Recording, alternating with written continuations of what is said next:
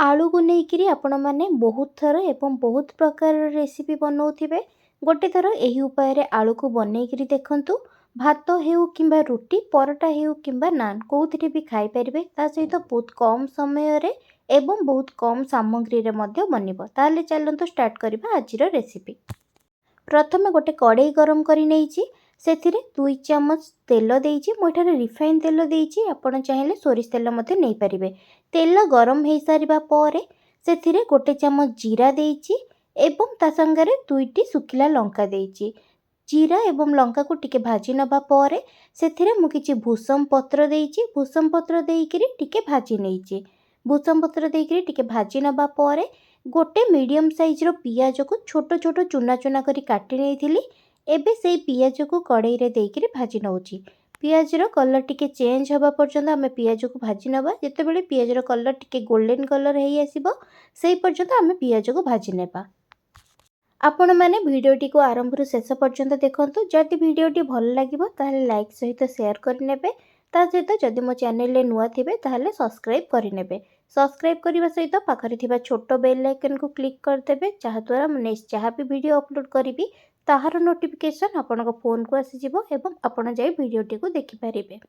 एबे पियाज तक भल भाबरे भाजी हे गलानी। आपण माने देखि पारुथिबे पियाज टिके भाजी हेकिरी गोल्डन कलर हेई आसिलानी। एबे पियाज भल भाबरे भाजी हे जिबा परे गोटे मीडियम साइज टमाटो को नेकिरी ताको छोटो छोटो करी काटी नेइथिली। एबे सेही टमाटो को देइकिरी ताको भाजी नेबी। आपण आलू जेतिकी नेइथिबे सेही हिसाब रे टिके अधिका कम करिकिरी मध्य टमाटो नहीं पारिबे। टमाटो को देइकिरी किछि समय भाजी नेबी। गैस को मीडियम फ्लेम रे रखिकिरी 2 रु 3 मिनिट पर्यंत टमाटो को भाजी नेबा। टमाटो को 1 रु 2 मिनिट भाजी नबा परे सेथिरे मु गोटे चामच लंका गुंड दउची। आपण राग जेतिकी चाहिबे सेही हिसाब रे अधिका कम करिकिरी लंका गुंड देई परिबे। मु एठारे लंका गुंड गोटे चामच ता सहित मैगी मसला एठारे 2 चामच देइची। मु बेसी किछि मसला ऐड करूनी। लंका गुंड एवं मैगी मसला परे अल्प आधा चामच मो हलदी ता संगरे स्वाद अनुसार लुण दे देइची। एतिकी मसला देइकिरी सबु को भल भाबरे गोळेई नउची। आपण जदि चाहिबे टिके पानी देइकिरी मते गोळेई नेबे। जदि देखिबे टमाटो सहित मसला टिके सुखिला हो जाइछि ताहले टिके पानी देइकिरी गोळेई नेबे। मो एठारे अल्प टिके पानी देइकिरी किछि समय पर्यंत गोळेई नेइकिरी भाजी नेबी। 2 रु 3 मिनिट पर्यंत गैस को मीडियम फ्लेम रे रखिकिरी भाजी नेबी। 2-3 मिनिट पर्यंत भाजी नबा परे टमाटो को प्रथम 3टी आलू को नेइकिरी मो एठारे सिजेई नेइथिली। आपण जदि अधिका चाहिबे मध्य आलू नेइ परिबे। अधिका कम जेतिकी चाहिबे आलू को नेइकिरी आपण सेतिकी नेइ परिबे। आलू को प्रथम सिजेई नेइथिली। एबे सेही आलू को छोटो छोटो करी काटी नेइची।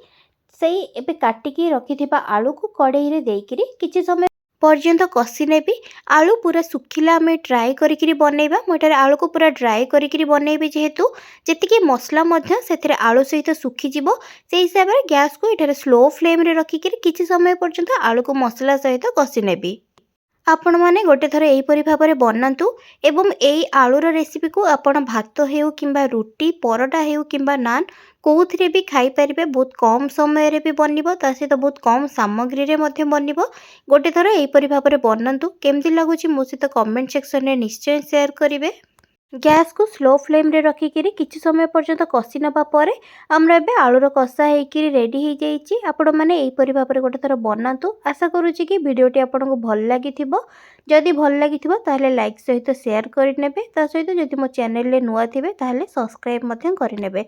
सब्सक्राइब करबा सहित पाखरे थिबा छोटो बेल आइकन को क्लिक कर देबे जहा द्वारा मु नेक्स्ट जहा भी वीडियो अपलोड करबी ताहार नोटिफिकेशन आपनको फोन को आसी जिवो एवं आपण जाई वीडियोटी को देखि परिबे। आशा करूछि कि वीडियोटी आपनको भल लागिथिबो। रहुछि नमस्कार धन्यवाद।